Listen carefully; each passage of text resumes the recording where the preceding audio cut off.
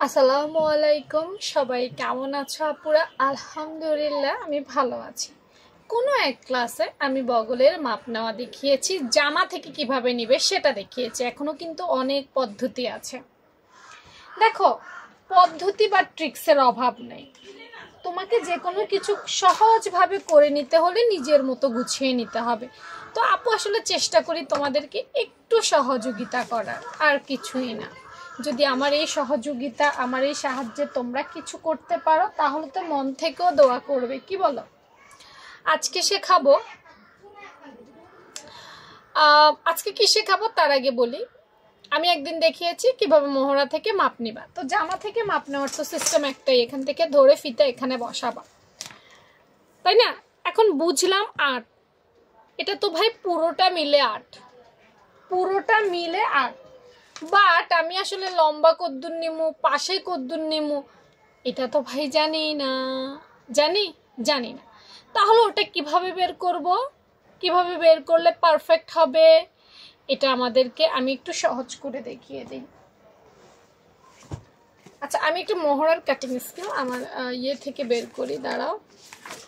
মোহরার cutting scale, এই যে মহড়াটা মূলত এখান থেকে লম্বা নামে, তারপরে এভাবে নামে, তাই না? তো এইটা আপু একটু ইজি করে দেখাই। এখান থেকে তো টোটাল মাপ নিব, বাট লম্বা পাশে এটা কিভাবে বের করব? যদি আপু তোমাদেরকে বলি যে আপুর ট্রিক্সটা হচ্ছে, মানে এটা তোমাদের জন্য, আমি তো এখন চোখ বন্ধ করলেও বলতে পারি যে এখানে আসলে কতটুকু আছে, বাট তোমরা কিভাবে সহজভাবে বের করবা, তোমরা যেটা করতে পারো, উপর থেকে ধরে, যেহেতু এটা বড় মানুষের, তাহলে 6 থেকে স্টার্ট করতে পারো। হ্যাঁ, 5 5.5 হয় চিকন মানুষের, মানে 6 দিয়ে আমি তোমাকে জাস্ট একটু বুঝাই আর কি কিভাবে বের করবা। মনে করো 6 ইঞ্চির মোহরাটা আমি দাগ টানলাম, এভাবে টানবা, টানার পরে এখানে একটা মার্ক করবা। হ্যাঁ, এভাবে একটু মার্ক করবা, জাস্ট আইডিয়া দিচ্ছি। দেখো, আমি কিন্তু জানি না এটা কত বডির জন্য, যে আমার বডি জানতে হবে আইডিয়া নেওয়ার জন্য, এটা জেনে তারপর করতে হবে। আমি জাস্ট তোমাদেরকে এতটুকু হেল্প করতেছি কিভাবে একটা জামা মেজারমেন্ট সহজে বের করবা। তা আমি এটা কাটলাম, এটা যে 100% অ্যাকুরেট হবে আমি সেটা বলবো না, আমি তোমাকে একটু হেল্প করার জন্য আইডিয়া দিচ্ছি।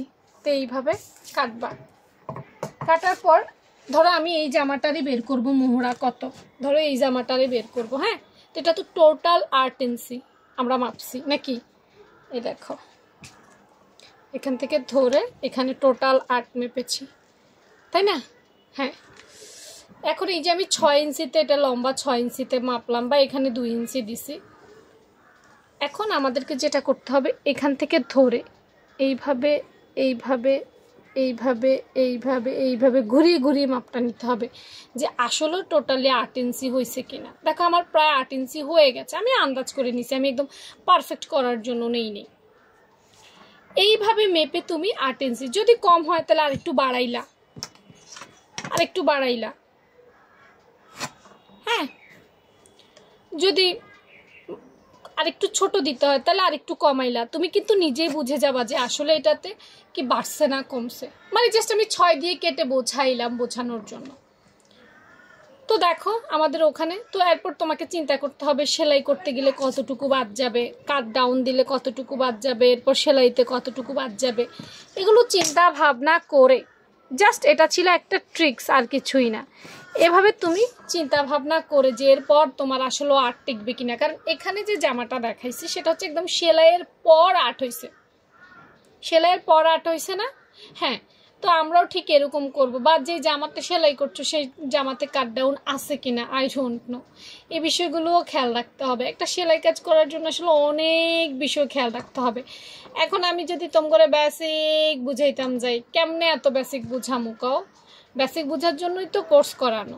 কোর্সটা করে ফেললে, ধরো আমার কাছ থেকে শিখতে চাইলে আমার কোর্সটা করে ফেললে আমার বুঝানো তুমি বুঝবে, আরেকজনের কাছ থেকে বুঝতে চাইলে তোমাকে অবশ্যই বেসিক শিখে এসে ট্রিক্স শিখতে হবে। এগুলো হচ্ছে ট্রিক্স, বাট টিপস এগুলো কিন্তু বেসিক না, এটা হচ্ছে একটা জিনিসকে কিভাবে সহজ করা যায়, বাট এটার মূল উপাদান কিন্তু আছে।